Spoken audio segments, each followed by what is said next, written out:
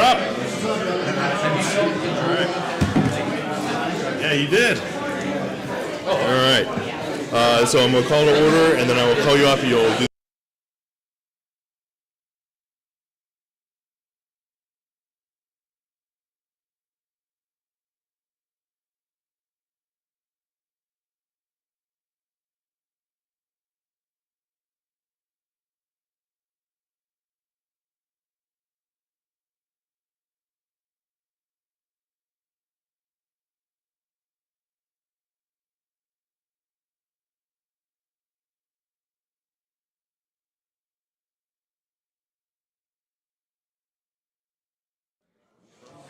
Right?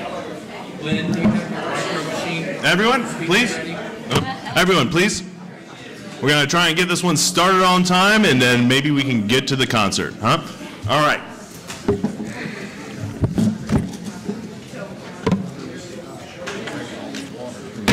We'll call this meeting to order. I got my own 32 ounces, thank you.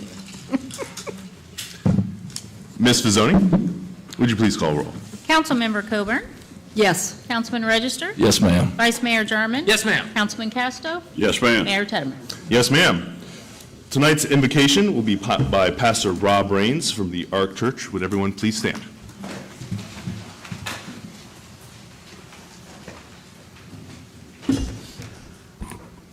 Dear Heavenly Father, thank you so much for giving me the honor and the privilege to represent the city right now talking to you. I pray blessings and wisdom over this council as they make the decisions for the city. I thank you so much for providing such a beautiful place for us to live. People save up all year long just to visit where we get to enjoy all year long, and it's just a wonderful thing. I pray that the city council here that serves with a servant's heart, serves the people, and most of all, just serves to glorify you. Father, I pray that no matter what, we all will just know you more and love you more because we are here today. In Jesus' name, amen. Amen. Amen. Amen. Councilmember Coburn. Please place your hand over your heart and join me in the Pledge of Allegiance. I pledge allegiance to the flag of the United States of America and to the republic for which it stands, one nation, under God, indivisible, with liberty and justice for all.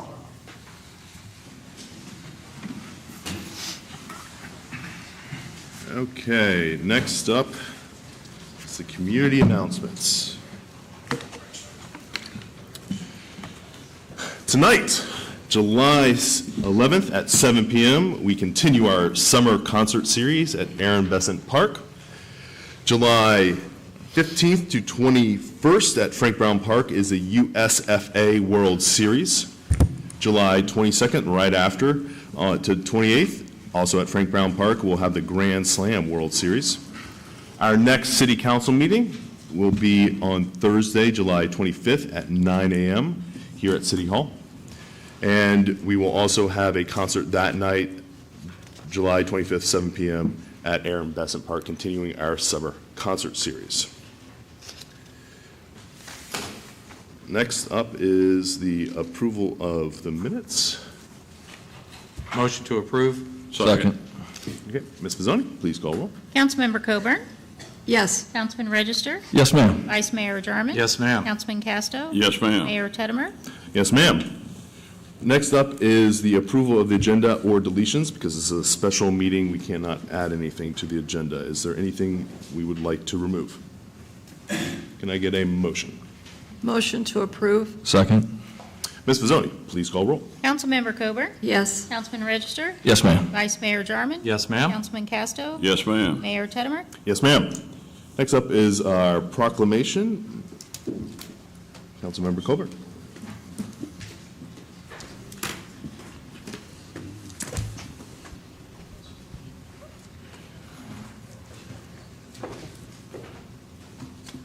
Well, folks, it is Parks and Recreation Month.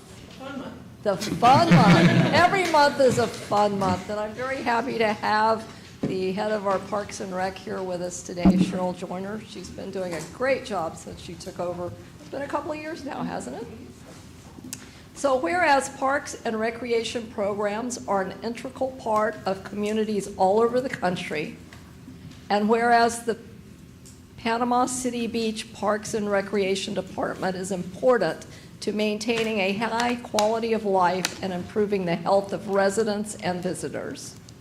And whereas PCB's parks and recreation programs and facilities help build a healthy, active community that aids in the prevention of disease, provides therapeutic recreation services, and helps improve the mental and emotional health of residents and visitors. And whereas PCB Parks and Recreation Department and programs help to increase the value of our community's economic prosperity through increased property values, the expansion of the local tax base, increased tourism, crime reduction, and the attraction and retention of businesses. It's a lot. And whereas PCB Parks and Recreation Department and natural recreation areas contribute to the ecological beauty of our community and provide a place for children and adults to connect with nature and recreate outdoors. Now, therefore, the City of Panama City Beach recognizes July 2024 as Park and Recreation Month.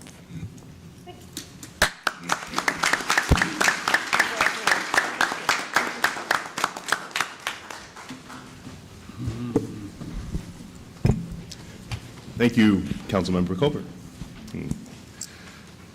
Okay, next up, we have public comments on the consent and non-agenda business. Now, we had several folks who wanted to comment. We just didn't have time on beach safety in the last meeting.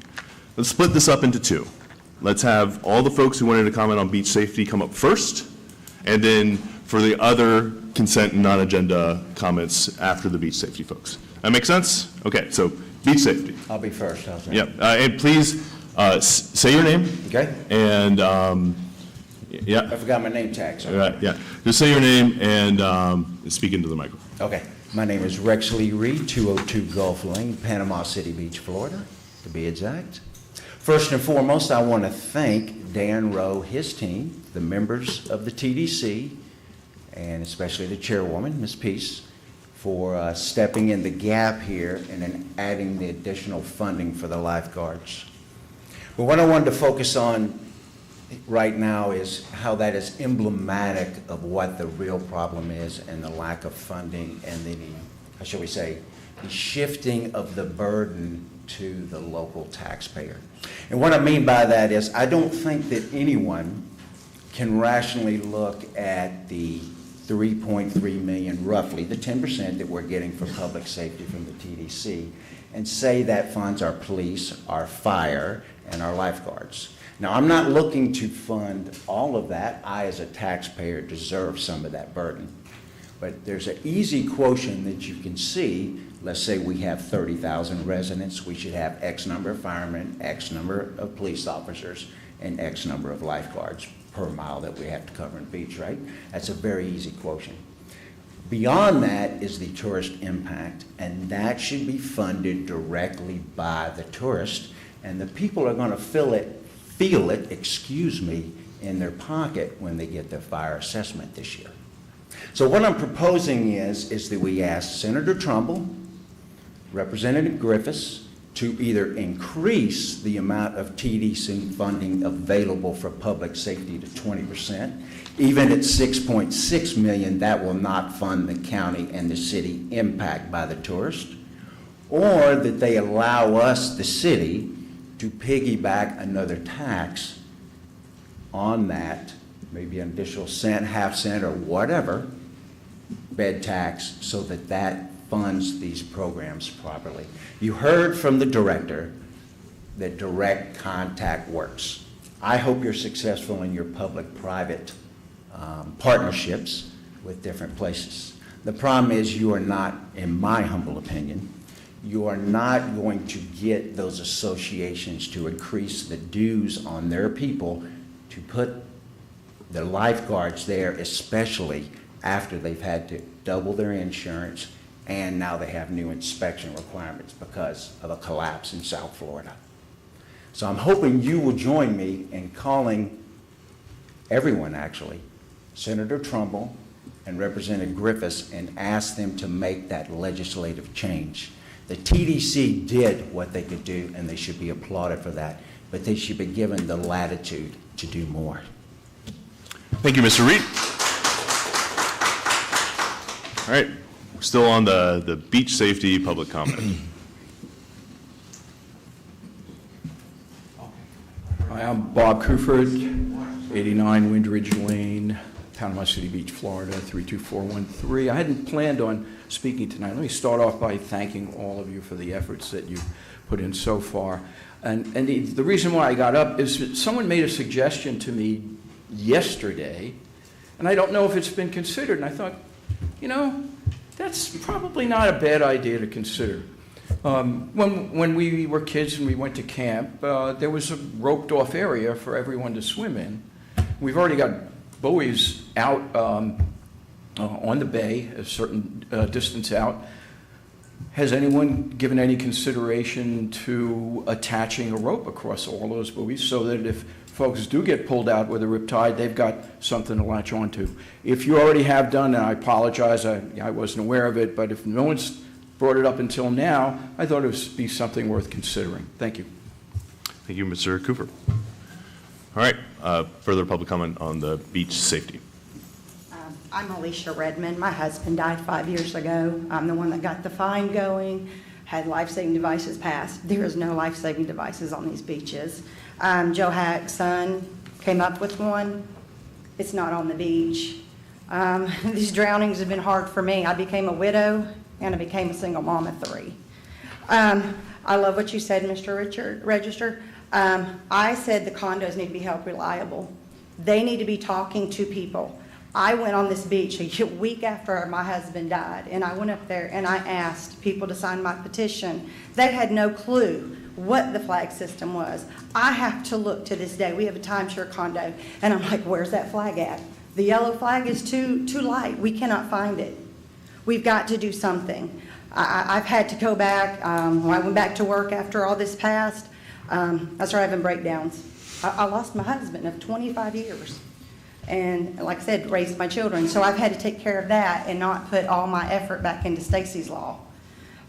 These deaths, it makes it hard for me. It really does. This has been a hard year. But there's so much more to do. Y'all have fire extinguishers. You have to have AEDs. Why is these life-saving devices not out here? The life box is perfect. Nothing is 100%. Education is number one. I'm a teacher's aide, and I tell my students all the time, you got to know those flags. There's a reason for it. My sister lives in Texas. She tells them out there, if you go to Panama City Beach or they go to Texas, I'm telling you, education, the word of mouth. But I'm saying those condos, we should have flags at the condos, and they should be held liable for that. They should have them right there at your desk. When you come into my condo, hey, how are you doing? I'm Alicia. Welcome to our resort. This is our flag system. Could you please initial right here? This is what the green flag is. This is the red. This is the double red. This is what a current rip current looks like. One of the past commissioners had said, but some people, they log in through the computer. Well, you know, I do those little things, touch the motorcycle, touch the bridges. Why don't we touch the riptide? Can't we do that to educate them before they get that code? I'm just, education is number one. It's not one thing that's going to solve our problem. It's a lot of other things. Thank you. Thank you, ma'am. Okay, further public comment on water or beach safety, please. Hello, David Chapman, 3411 Robinson Bayou, Panama City. Apologize, I thought I was showing up for a special meeting. Apparently that was an hour ago. I'm your sole public partner in this program. I just want to say, one, I appreciate that you're having a special meeting on it. I think it's paramount we invite people to come here. We spend tens of millions of dollars inviting them to come here. I think we need a clean, safe beach. I think if we decide that we want it bad enough, I think we can figure out how to come up with the money. That's for y'all to come up with that. I'm trying to do my part. I want you to help me help you do more.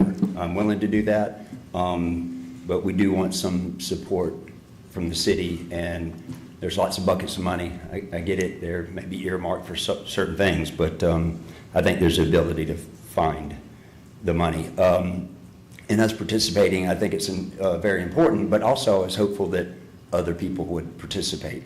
I don't know that we do a great job of advertising it, marketing it, telling people about it. There's been a lot of news over the last month plus, and I found one time that anybody mentioned the public-private partnership. I think that's your opportunity for everyone to bring a light to that. Talk about it. Put it in the paper. Put it on TV. I think maybe missing some opportunities there. Anyways, I just want to say I appreciate you. I hope we can do more. I'm willing to do more. I hope others will do more, but it's kind of a big deal. So thank you. Thank you, Mr. Chapman. Thank you. Yeah. Further comments on beach safety? My name is Chris Kreider. Speaking of the USLA, who our flag system is based off of, I have a quote from Jim McCready, who is the Vice President of the Southeast region, and he says, "The flag system is supposed to be a minor tool used by on-duty lifeguards to better manage their bathing area." Quote, "Nobody puts up double red flags for rip currents unless they are vastly understaffed. Our flags should not be based on rip currents unless we are vastly understaffed." This is the person who certifies our lifeguard programs. He believes we should have 120 to 150 lifeguards on our beach. This was all in the Washington Post last year when we lost 7 people in 9 days. Okay? Unenforceable laws is no substitute for lifeguards. We should have learned that with COVID and double red flag laws, trying to say everybody's got to have a float with them. It's unenforceable. We can't keep them out of the water. How are we supposed to make sure they all have floats? This is not the way to go. You want out-of-the-box thinking? I was at the TDC meeting, and the county attorney mentioned that Broward County and Okaloosa County are both spending over 10% of public spending or public safety spending on lifeguard programs, because it's all in how you frame it. I would ask you not to go full-time lifeguards. Keep it seasonal, separate it from any law enforcement or fire agency, make sure that they are only operated during the tourist season, and their primary function would be to educate tourists on the dangers of the beach. Make sure they are having a good time. Make sure their jellyfish things are taken care of. Make sure they're hydrated, alcohol poisoning. So many things they can do that are not life-saving, okay? The swimmers who come here do not all need to be rescued. Their primary job is just interaction, education. We can frame it that way to get TDC spending from outside of that 10%. That is outside the box. And I would urge you, please, contact Broward County, contact Okaloosa County, Walton County, Navarre Beach. We just need to get out of our echo chamber here and realize that every other beach is using lifeguards and figuring out how to do this. And we are the deadliest beach in America because we have not.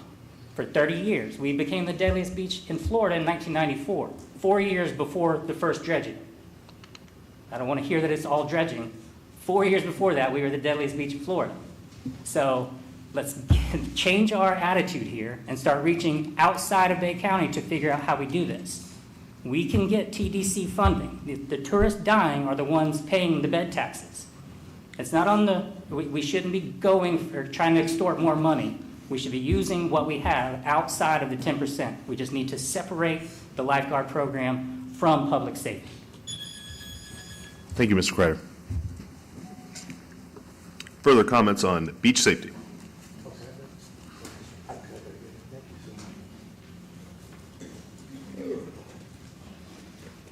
I'll be brief as possible. My name is Jack Smith. I publish PCB Life. We also have 7 more newspapers that go all the way up the coast. We mail them out to 81,000 homes every single month. We have a big hammer, and we're willing to use that big hammer to help. I was talking, Keith, I was talking to Paul. I hadn't talked to Paul yet. I was an ocean lifeguard for 8 summers at Myrtle Beach. I get it. I understand it all. I'm a retired Navy SEAL, so I probably know as much about underwater topography as anybody. in Panama City Beach. I want to just tell you that Director Paul's correct. He was 110% correct. If you're swimming in a lifeguard patrol beach, your odds of drowning are 1 in 18 million. 1 in 18 million. And so I don't care if that's preventative or rescue, it just doesn't matter. You're not going to die because you have lifeguards. All these other ideas, and I'm not poo-pooing anything. I would say, they're fun, they're sexy, they're exciting. We might even get some funding for them from outside sources. The real deal is here, folks, you got to have human resources. Otherwise, you're just doing sexy things, isn't it funny? I'm working, as the mayor knows, with 2 of the top PhDs in the world on rip currents. And we've talked about all kind of different ideas. They and I both have a lot of ideas on funding, which we can do. It doesn't have to be the travel and tourism. It can be, other sources. At Myrtle Beach, the way we raised the money, we gave the beach vendors free. We don't charge them to have a section of the beach. You can rent your umbrellas, your chairs, whatever you want, anywhere. We'll give you as much beach as you want. You provide us with a lifeguard stand, certified beach rescue lifeguards every 1/8 of a mile, and you can have as much beach as you want. Don't need to make money on the vendors. Other ways to raise money. Give the vendors their beach. Just tell them to give us a certified lifeguard stand every 1/8 of a mile. Thanks for listening, and I appreciate it, everybody. There's just so many inventive ways that we can fund this. In Fort Lauderdale last year, they charged Coppertone $250,000 for putting their logo on their trash cans on the beach. How many lifeguard stands is that going to fund? They also Mr. Smith, could you speak into the microphone for the folks at home? Yeah. They turned over all the lifeguard stands to artists, and the artists did their concepts of the stand. It could be a spaceship, it could be a cowboy ranch, whatever it was, and that brings in more tourists. And they have events at the foot of these stands, sand sculpting, whatever it is, and it didn't cost anybody anything. And there are so many ways, and I've talked quietly to the mayor about it, that we can fund this thing. I know how. I mean, you don't have to rely on Dan Rowe. I mean, I'm glad he appropriated some money. I think he should. But every single penny that's raised needs to go to physical lifeguards who are trained. Thank you. Thank you, Mr. Smith.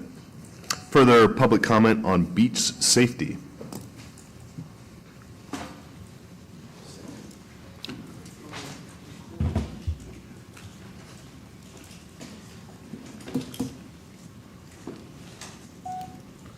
My name is Captain Gary Wayne Beck. I live at 2601 Beach Street. Well, I've explained to y'all in the past that in 2012 I designed a surf rescue system.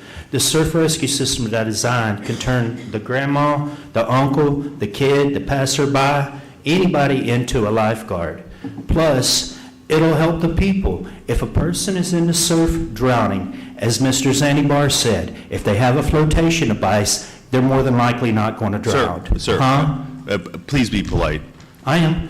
Anyway, as Mr. Zanzibar said, Sir, they got a please. Okay. Anyway, if they got a life jacket on or something like that, the chances of them drowning are less. I've designed a system that anybody can help somebody that's drowning in the surf. If I could just get somebody in y'all's elite tower to pay me some attention. You know, we're a constitutional republic. You're supposed to serve the people. Instead, y'all get up there and you cut the people up, and then you turn around and you pretend like we don't exist. You know, it boils me when you try to tell me what I can and cannot say because I have a constitutional right to say what I want. The Constitution and Bill of Rights is non-negotiable. I'm a United States Merchant Marine, and I've witnessed criminal acts that come against the Constitution. If you keep on, the next time I see the little old ladies keep getting their houses destroyed, you're going to force me on a maritime law to do things called the Declaration of War. Don't want to do that. Sir, is that a threat? No, it's not a threat. No, it's not. I said if the people keep stealing people's homes and crushing old ladies, I'm not the one that's destroying people's homes. I don't want to be mean. I don't want to be rude. I don't want to be any of that. I'm trying to do what's right.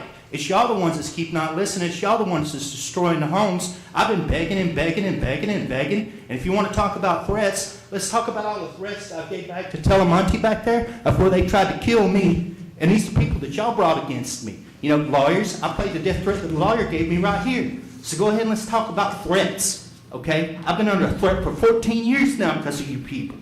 I'm still under threat right now. I have people coming to my house trying to buy drugs. And I've never done drugs in my entire life. That's because of the media that y'all put out and all your inbreds that run their mouths about me and keep the lies going so you can make people think that I'm a crazy person. When all I've been trying to do is better my nation and better my people. Y'all the ones that are a threat, not me. I'm just trying to do what's right. Let's see what happens when this is over. Are you going to pay attention? No, I can forgive. Are you going to pay attention to the surf rescue? Or are you going to do me like you did before? Just pretend you don't see nothing and run back to your little ivory tower. Huh? Is that what's going to happen? Or what? You know? And then let's talk about the children. You can't imagine the horror I see in my head every time that I see something, and y'all don't understand what he's Thank you, Mr. Beck.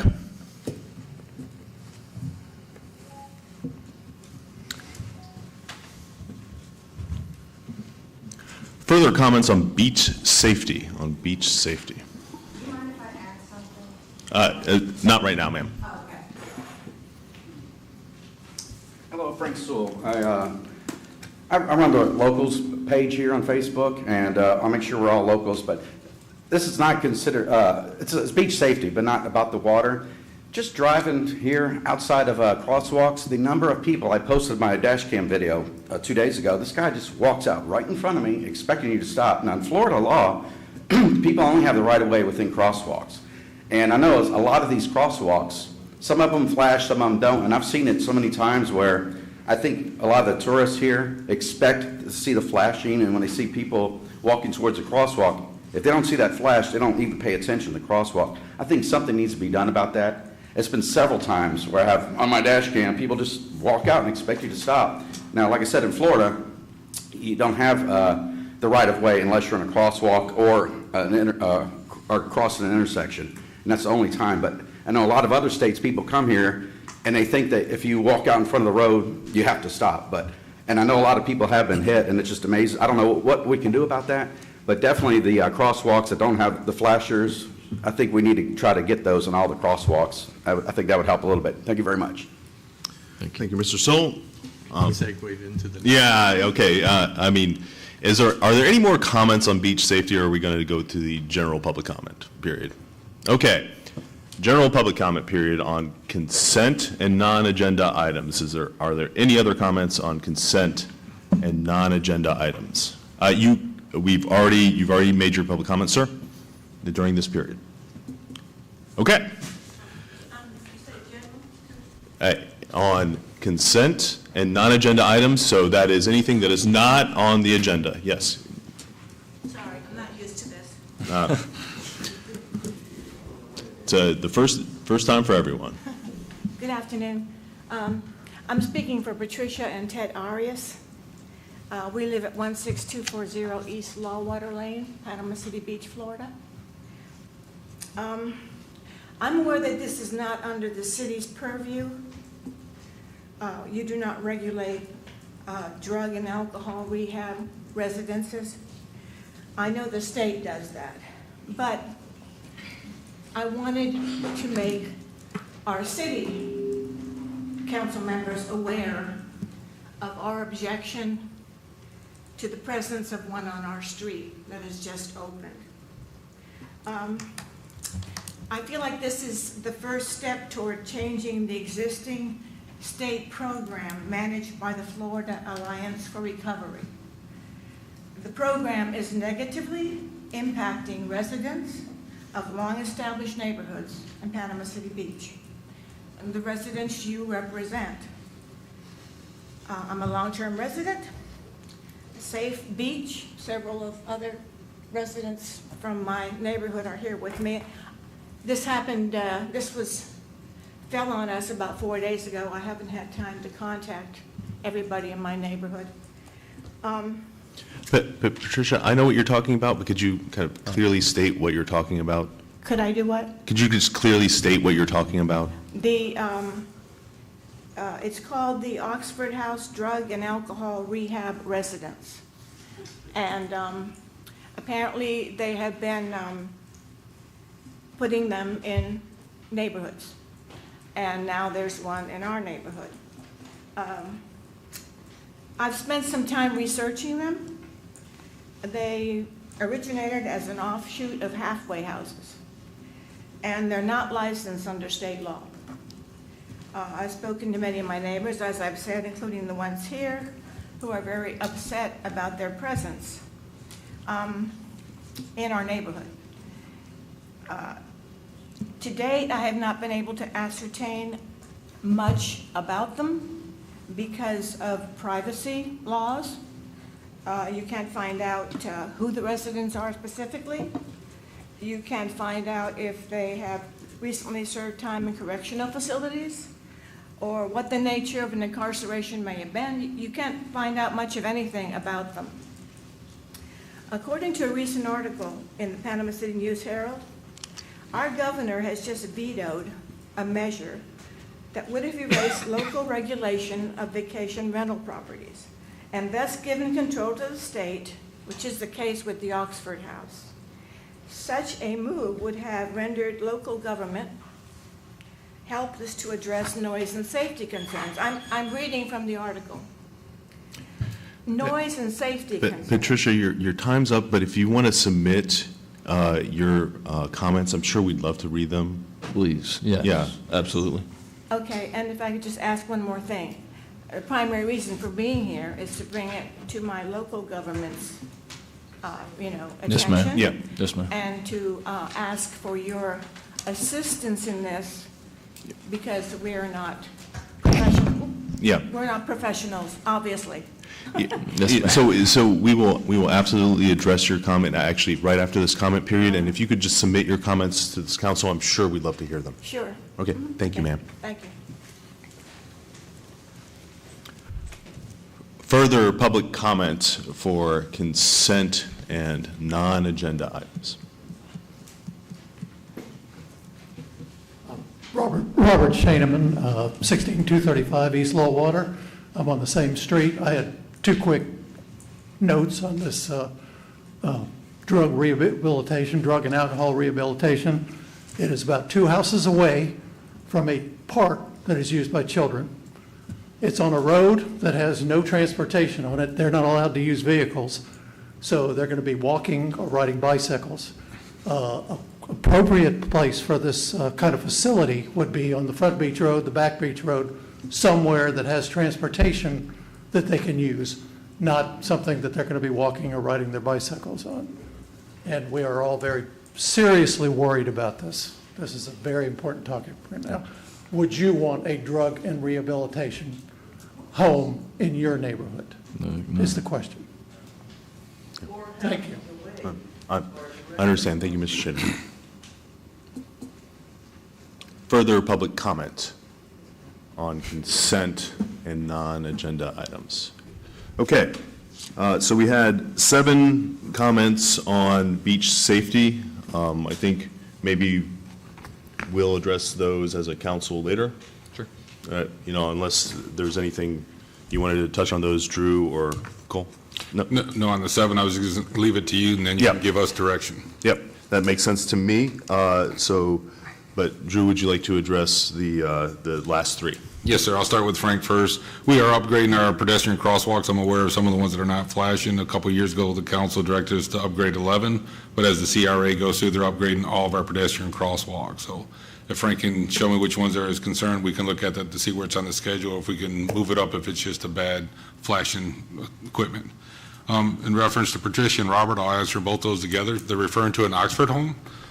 There's been no paperwork put in for that yet, but this was back in 1986 and 1988, the federal government came out with the Fair Housing Act, where if it's a disability and alcohol and drug rehab is considered a disability, they're allowed to be in a residential area, and it's preempted by the federal government, so the state cannot do anything at a local level. Robert made a comment about the public park. The only time a public park would come into play is if it was a sexual offender. I did ask legal to look into it to see what we can do with the Oxford home, as long as they're not doing any treatment, there's not much the city can do, but his legal staff's looking at to see what guidelines they have to follow to be inside of our city limits or into our residential area. But we are aware of the Oxford home. I've heard from a couple of residents over there, so we are trying to address that. But right now, it falls under the Fair Housing Act of 1986 and 1988. Okay. Thank you, Mr. Whitman. Now we will move on to our consent agenda. Ms. Fazzoni, could you please read the consent agenda?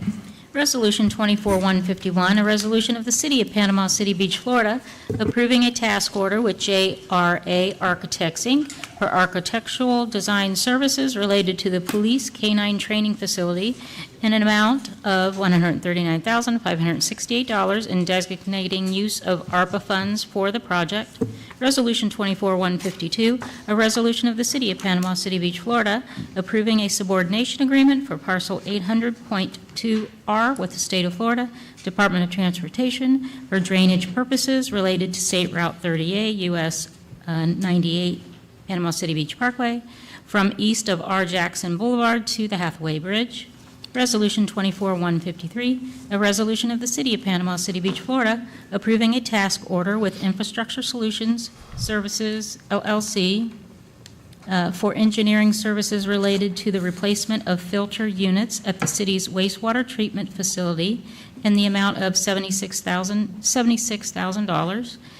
Resolution 24-154, a resolution of the City of Panama City Beach, Florida, approving an agreement with Polydyne, Inc. for the purchase of wastewater treatment residual dewatering polymer for the city's wastewater treatment facility.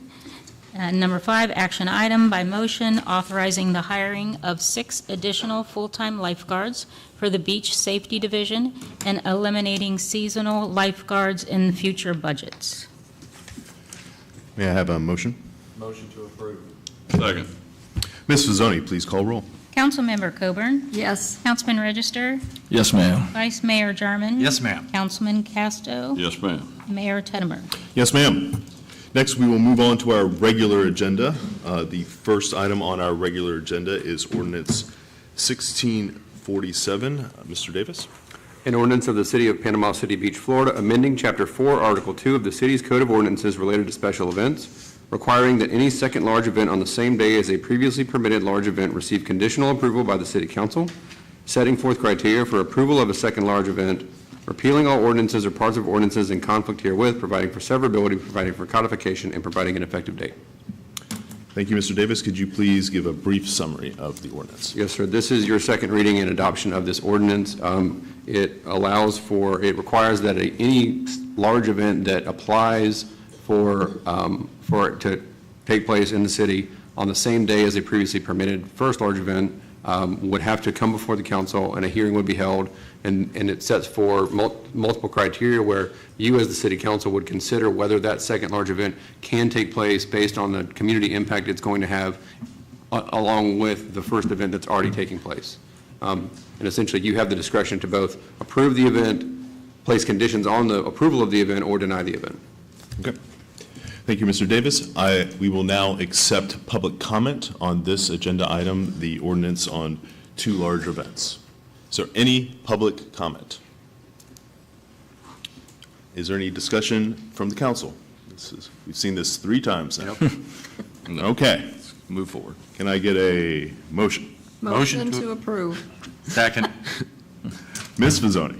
Councilmember Coburn? Yes. Councilman Register? Yes, ma'am. Vice Mayor Jarman? Yes, ma'am. Councilman Casto?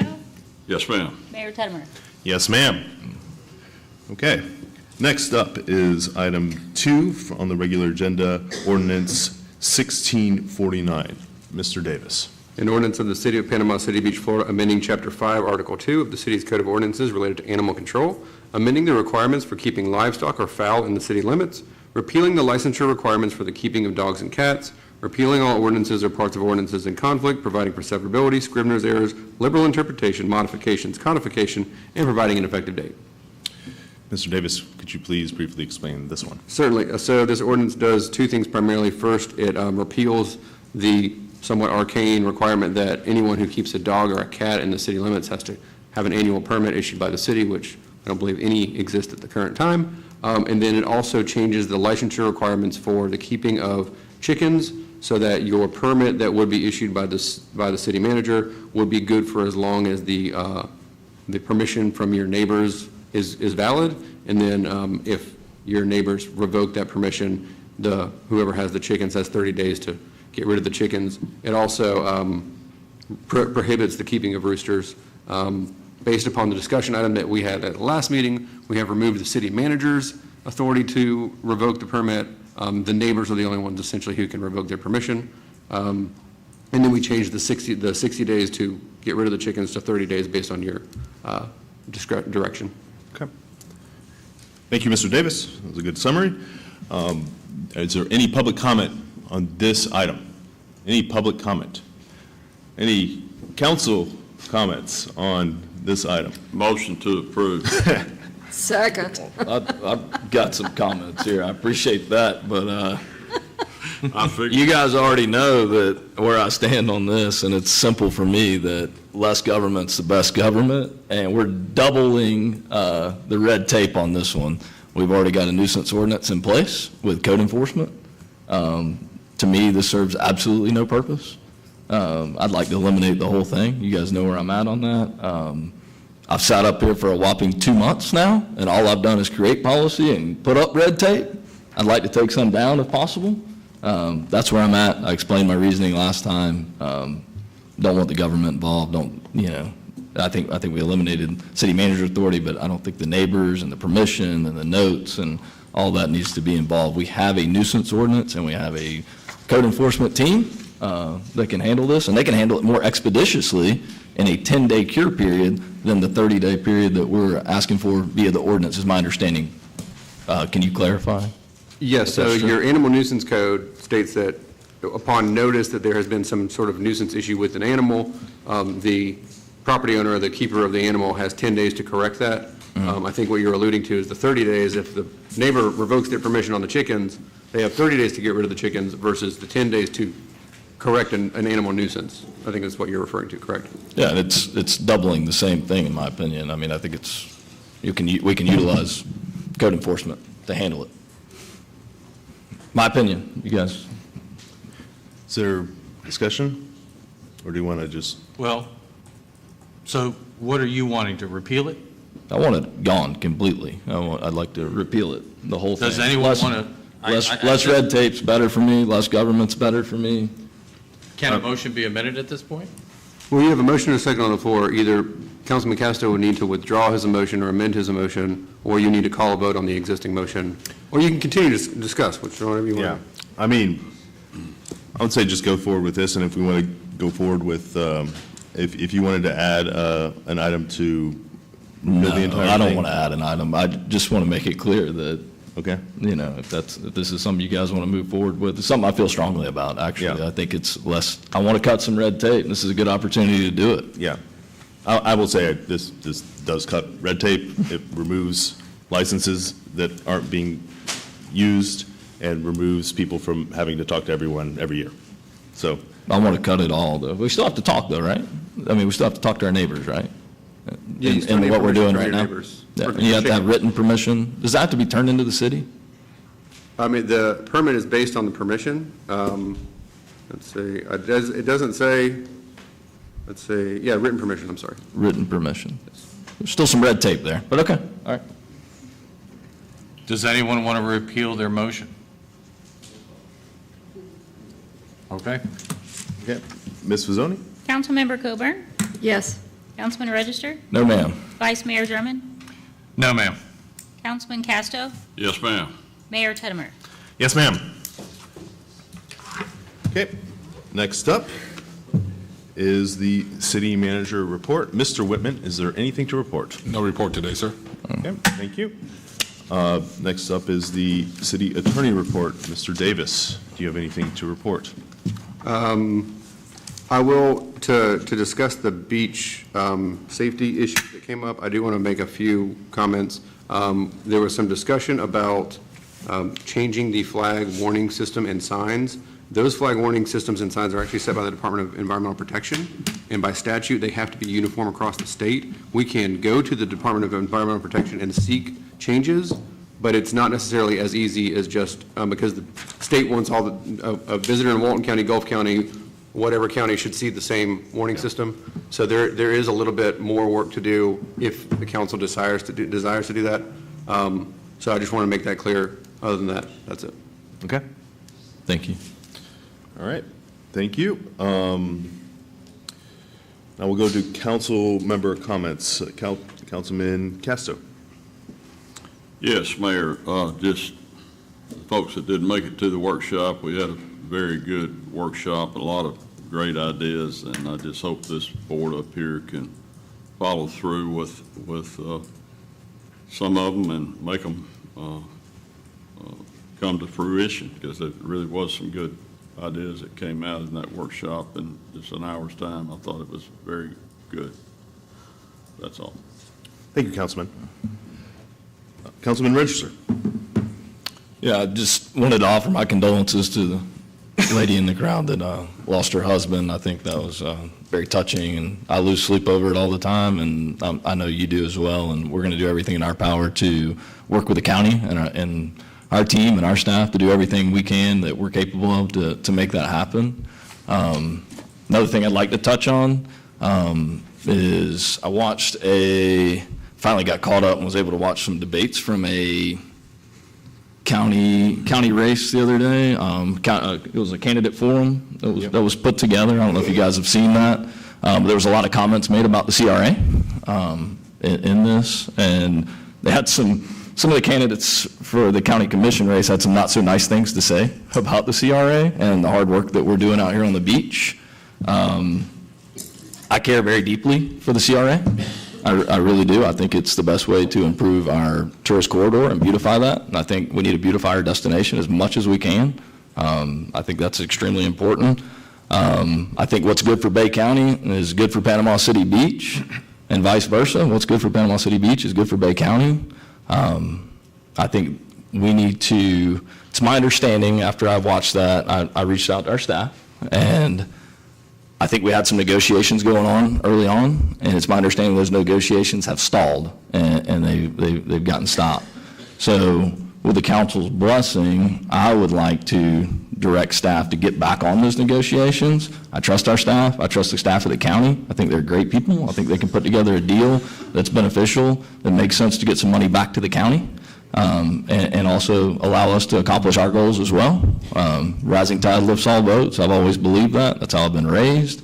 We got to work together, but we're focusing on water safety. Absolutely the most important thing on this beach right now during the summer. But this is another thing that's of major importance to me, and I want to make sure we get back on track. So with the council's blessing, the mayor's blessing, I'd like to direct our city manager and our city attorney to let's get back to the negotiating table and let's see if we can get this thing back on track, please. That would be very beneficial, because I don't want it to be a point of contention for county officials and city officials to continue to fight that battle. I want us to, you guys, I would imagine, would bring back a deal to us for us to consider, correct? If we were able to put that together. We would have to bring it back to the dais. Okay. It's just something I want to put back in the forefront. That's all. Okay. Yeah, I think it's worth making sure the entire council is briefed on the status. I know the staff has been very good about briefing me on the status of the negotiations. I want to make sure the entire staff or the entire council is fully briefed on the status of negotiations before we go forward, and then maybe we can have direction to the staff about how they want to negotiate. Does that make sense to you, Councilman Ridge? Sure. I mean, I just want to do it as fast as possible. I mean, Sure. I don't want to hold it up. I'm not sure I'm following. So we don't want to do that now, or? We should tell them what we want them to negotiate, right? So they should tell us what the status is, and then we should direct them. My opinion is that I trust the staff, and if you get 5 different politicians that want 5 different things directing staff, I think that they're going to bring, you guys would bring a deal. My understanding is how this would work is you guys would negotiate with their staff, and you guys would bring a deal back that we would consider. We don't have to agree with it, but we would get the opportunity to turn that down, correct? That's correct. If that's the will of the council, we would work with their staff. Okay. Bring something back to you, they would take it to their council, and then you don't have to accept it.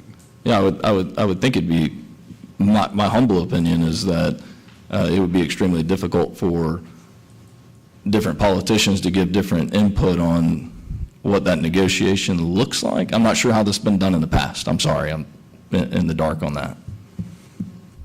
How have we done that negotiation in the past? Has staff done those negotiations? It's been a combination.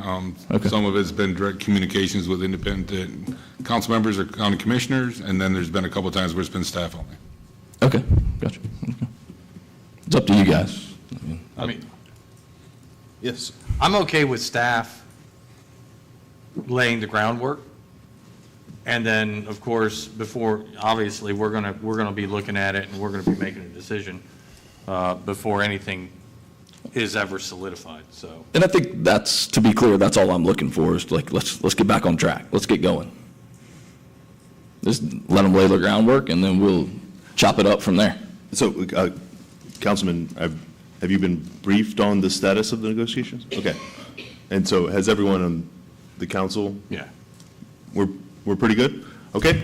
I think it's worth, all of us giving input to staff and then letting them go ahead and negotiate. That's fine with me. Okay. Okay. Thank you. So, yeah, I mean, to clarify, basically, I think you're directing the city manager and I to meet with our counterparts at the county and then brief you as we're discussing on negotiating points and getting your feedback.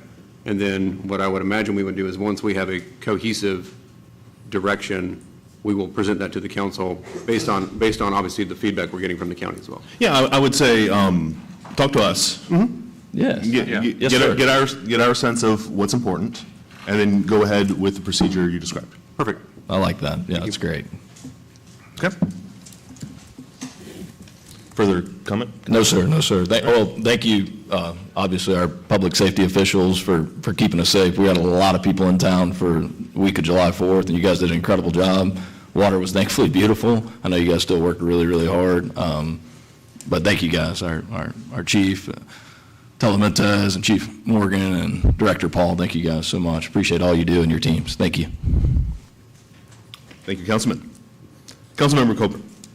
Yes, I'd just like to thank all our residents that came out and spoke and provided input tonight. We really appreciate you taking time out of your schedule to do that. And we will be looking into all of your issues. Yep. Okay, thank you. Vice Mayor. Yeah, just once again, like Councilwoman Coburn said, I thank everyone for coming out and giving their input. I think we're going to be, talking with the TDC and then what we accomplished here today, we're going to be making some big headway on finding some solutions that we're able to do. That's all I have. Okay. I really appreciate Vice Mayor for suggesting the workshop. I think that was a great idea. Thank you, everyone, for your participation. Thank you to the public for your participation. Thank you to the staff, Chief Morgan and Director Paul. Thank you for the information, and just thank you for all the hard work you guys have been doing. I would like to see what we can do. We're talking about a lot of things that will probably end up happening next season. It may be worth figuring out if we can do something like a lifeguarded beach this season. I know we have a temporary lifeguard station. If folks are interested, maybe we could see if we could set up, use that temporary as a lifeguarded beach find a few options for beaches for this season, so we can start moving forward as soon as possible. So if folks are amenable, maybe we could direct staff to get a few options to us for a next meeting to set up a lifeguarded beach using that temporary stand. Does that make sense? Do we have any public beach not lifeguarded? Like city-owned, not like behind a private? No. Yeah, we got the beach access points only, but our property that's at the city pier, it's already guarded. Okay. Yeah. I was thinking something that was more, had a lot of public accesses. Okay. Look at it. Yeah. Hey, just give us some options. If we think it's not a good idea, we can say no. I'll never say it's not a good idea to add a lifeguard to that beach. It'll never come out of my mouth, so I'm in with you 10,000%, so. Maybe find the area where you got the most rip at right now and set it up there, the most hazardous area we got. And I- Yeah, if we're having very common rip areas, I think that makes sense. So I'm happy to let, so most dangerous, but also public, strong public access. Are those the true criteria the council would be interested in? Quick question. With this has to pass through the county commission, but the additional 2% for us, that would equate to about 360. How many lifeguards is that? 4? Okay. There they are. Okay. All right. So direct the staff to find us a few options for setting up a lifeguarded beach based on the criteria of being dangerous and having a large number of public accesses. Everyone good on that? Yeah, when do we get the extra money? Like, when does that come into effect? And do we have the money to implement this immediately? If you're talking about the additional public safety money from the TDC, that requires a passage of an ordinance by the county commission. And their timeline is not our timeline. Not in my purview, yeah. Absolutely. So where's the funding come from? That's what I just want to make sure, like, we're clear on.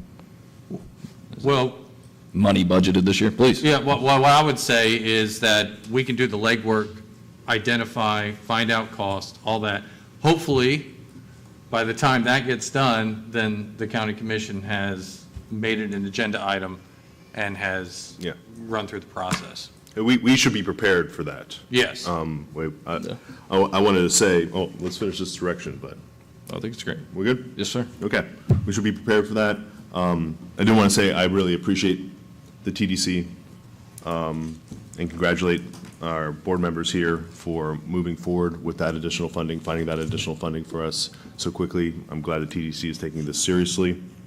To the beach safety team, which includes code enforcement and PD, you guys are working extremely hard out there. We've had a lot of double reds. We have a lot of folks pulling in a lot of time out there trying to protect people. We really appreciate all the work you've done. Thank you so much. And thank you again, Director Paul and Chief Morgan, for the updates. I think we'll, once we get some of these options back, I'd love to see them on the agenda as soon as possible. As they come in, we had 5. So I can't wait to see them on the agenda. I'm particularly looking forward to the AI software. That's gonna. They call me back. Yeah. I'm trying. Okay. I hope everyone had a really good 4th of July celebrating our beautiful country's independence. And I just hope that God will guide us as we continue to work and serve you. And I ask that God bless Panama City Beach. Our next meeting is Thursday, July 25th at 9 a.m. And we made it in time, so please enjoy the concert at Aaron Besant Park. Thank you, everyone. See you on the 25th.